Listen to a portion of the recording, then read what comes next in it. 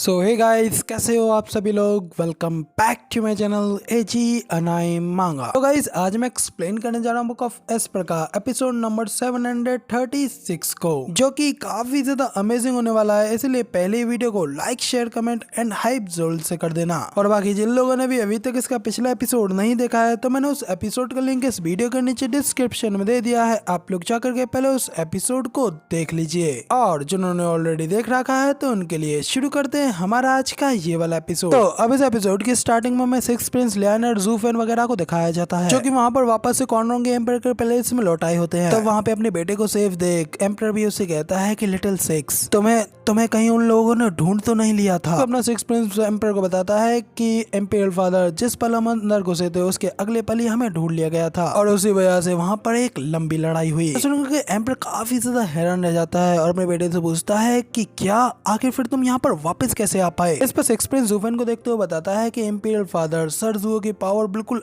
Unmatched है, कोई भी उनका मुकाबला नहीं कर सकता। उन्होंने बीस्ट टीमिंग सेक्ट में मौजूद हर एक बास्टर्ड का पूरी तरीके से सफाया कर दिया है। तो एम्परर और कमांडर टीवा को बिल्कुल भी यकीन नहीं होता। वो काफी ज्यादा शौक होते हुए कहते हैं कि क्या सभी लोगों का खात्मा कर दिया, आखिर इस सब का क्या मतलब है। तो फिर से अपने फादर को बताता है कि इंपीरियल फादर सर ज़ुओ ने बीस्ट टीमिंग सेक्ट को इस दुनिया से पूरी तरीके से मुक्त कर दिया है। अब से हम लोगों को उन बास्टर्ड्स के हाथों कोई भी प्रॉब्लम को सहना नहीं पड़ेगा, कि अब वहाँ उनके सेक्ट में कोई भी जिंदा नहीं बचा है। तो एम्परर अभी भी अपने बेटे से पूछता है कि मेरे बेटे सच बताओ, क्या ये वाकई में बिल्कुल सच है। लेकिन साथ ही अपने मन में भी ये कहता है कि एक बंदा, सिर्फ और सिर्फ एक बंदा, उसने पूरे के पूरे एक गार्डियन सेक्ट को डिस्ट्रॉय कर दिया, क्या ये वाकई में पॉसिबल भी हो सकता है। तो उन्हें यकीन दिलाने के लिए लियानर भी कहती है कि योर मेजेस्टी, सिक्स प्रिंस बिल्कुल सही कह रहे हैं। आपको नहीं पता है, लेकिन ये इतना ज्यादा रूथलेस है कि उसने वहाँ पर उनके डिसाइपल्स को भी खत्म कर डाला, और उनमें से एक भी इसके हाथों नहीं बच पाया। जो सुनने के बाद में तो भाई यहाँ पर एम्परर की आंखें खुली की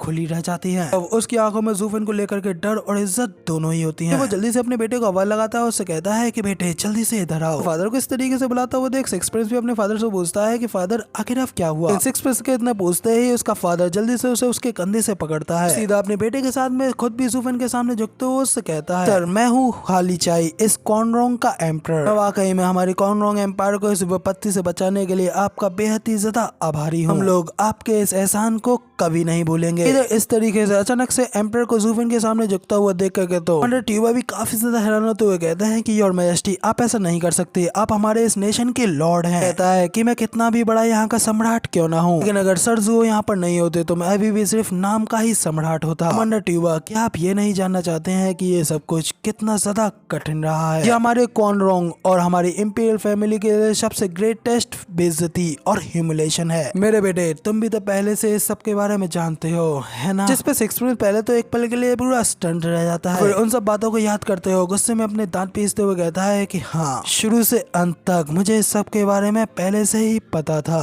और ये भी कि आखिर मेरी माँ कैसे मारी गई थी। सर ज़ुओ, इन सब सालों में हमारे कॉर्नरोंग का पैलेस ये कुछ भी नहीं, सिर्फ और सिर्फ बीस्ट टीमिंग सेक्ट के उन एल्डर्स की, उन कमीनों की लस्ट और वासना को शांत कराने की जगह से अधिक और कुछ नहीं रहा है। तो कमांडर टीवा भी काफी ज्यादा हैरान होते हुए कहते हैं कि क्या आखिर इस सब का क्या मतलब है। इस पर ज़ूफेन भी कहता है कि हाँ, क्योंकि ये सुरंग इंपीरियल पैलेस के हरम के इतने ज्यादा करीब लोकेटेड है, इससे क्लियरली पता चलता है कि ये चीज किसी भी तरीके से पॉलिटिक्स से रिलेटेड बिल्कुल नहीं है। तो फिर वो औरत जो तुमने वहाँ पे सुरंग में मारी थी, वो एम्परर की, जिस पे सिक्स प्रिंस कहता है कि हाँ बिल्कुल, वो हमारे फादर की कंकुबाइन थी। इस पूरे के पूरे वेस्टलैंड में गार्डियन सेक्ट्स कभी भी नेशंस की पॉलिटिक्स में अपने इन्वॉल्वमेंट नहीं दिखाते हैं, कभी भी खुद से उनकी पॉलिटिक्स में अपनी टांग नहीं अड़ाते हैं, लेकिन बस इन कमीने बीस्ट टीमिंग सेक्ट के लोगों को छोड़ करके हमारी इंपीरियल कैपिटल से महज 10 मील की दूरी पर होने की वजह से उन्होंने हमारे कॉर्नरोंग के ऊपर अपनी कड़ी पकड़ बना रखी थी। अतीत में तो बस ये एक सामान्य सी प्रथा थी, लेकिन बाद में वो लोग इससे भी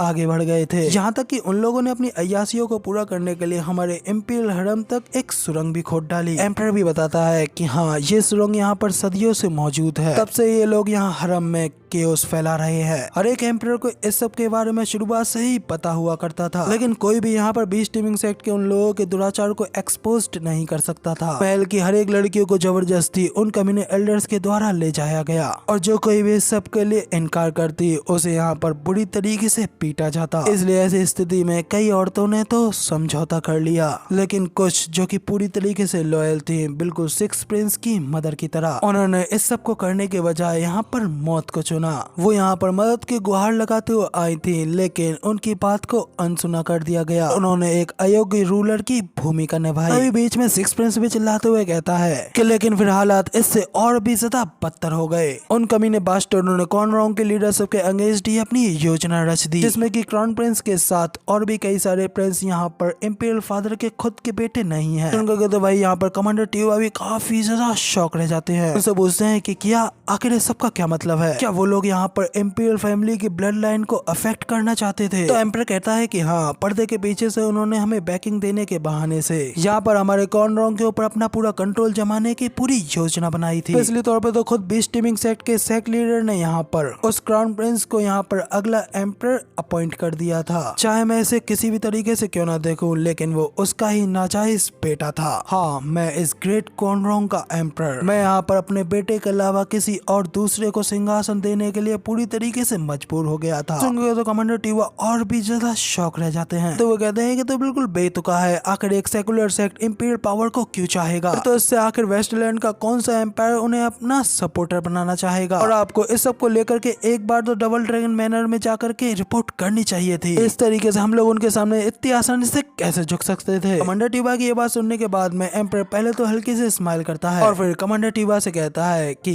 कमांडर टिवा, आप सच में काफी ज्यादा भोले हैं। इस दुनिया में अच्छाई और बुराई जैसी कोई चीज नहीं है। राइटियसनेस तो बस लोगों को अपना गुलाम बनाने का नियम मात्र है। तो तभी वहाँ पर जूफन भी कमांडर टिवा को समझाते हुए कहता है, कमांडर टिवा, आप ही बताइए कि अगर एम्पायर डबल ड्रैगन मैनर में इस सब के बारे में उन्हें बताते तो क्या इस सब के लिए वाकई में डबल ड्रैगन मैनर वहाँ पर बीस्ट टीमिंग सेक्ट का सफाया करता। तो कमांडर टिवा भी एक पल के लिए जूफन को हैरानी से देखते रह जाते हैं। फिर जूफन से कहते हैं कि नहीं, 9 सेक्ट ही वेस्टलैंड की मेन पावर है, में से किसी एक को भी बाहर निकालना बिल्कुल ऐसा होगा जैसा कि वो खुद को ही कृपल कर रहे हो। इसलिए डबल ड्रैगन मैनर कभी भी ऐसा नहीं करता। और सुवन भी कमांडर टिवा की बात सुनकर के कहता है कि हाँ, बिल्कुल एग्जैक्टली, जब तक बीस्ट टीमिंग सेक्ट यहाँ पर एग्जिस्ट करता तो कुछ वर्षों बाद ये सारी खबरें शांत हो जाती। लेकिन फिर क्या बाद में आपका ये थर्ड ग्रेड का नेशन बाद में बीस्ट टीमिंग सेक्ट के बदले का सामना कर भी पाता। अब इस सब के बाद में मैं कुछ डैन किंगशन को समझ सकता हूँ कि आखिर 9 सेक्ट के ऊपर हमला करते समय डैन किंगशन के मन में किस तरीके की फीलिंग्स होंगी। ये पूरा का पूरा वेस्टलैंड एक शांत नर्क के अलावा और कुछ भी नहीं है, और ये ऑर्डर और राइटियसनेस ये सिर्फ गंदे बहाने के अलावा और कुछ भी नहीं है। और यहाँ पर कुछ चीजें ऐसी हैं जो कि यहाँ पर सिर्फ मुझ जैसे डिमोनिक कल्टीवेटर्स ही कर सकते हैं। इवन लोगों के पास में दूसरे लोगों से निपटने के लिए उनका खुद का एक रास्ता होता है। तो इसका असल मतलब यही होता है।